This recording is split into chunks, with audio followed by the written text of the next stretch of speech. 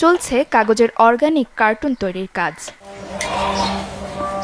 দীর্ঘ ২২ বছর ধরে নিজ বাড়িতে কাগজ দিয়ে বিভিন্ন সাইজের কার্টুন তৈরি করছেন পঞ্চগড়ের রামের ডাঙ্গার নারী উদ্যোক্তা সালমা বেগম, যেগুলো পার্সেল হিসেবে সরবরাহ করেন বিভিন্ন দই মিষ্টির দোকান ও রেস্তোরাঁয়।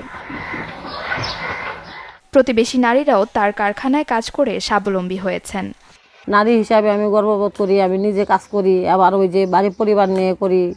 আমি আবার নিজে কালেকশন করি, আবার ওই যে ফোন দেয়, আবার আমি দিয়ে পাঠাই। আমাদেরকে ওরা খুবই সম্মান করে।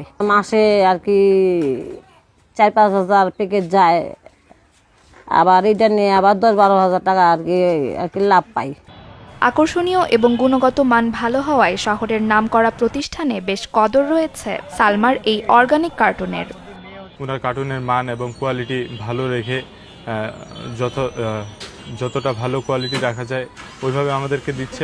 স্বাবলম্বী নারীর ইচ্ছা আর্থিক প্রতিষ্ঠান থেকে সহায়তা পেলে ব্যবসার পরিধি বাড়িয়ে গ্রামীণ অসহায় নারীদের পাশে দাঁড়ানো। Desk report, channel 24।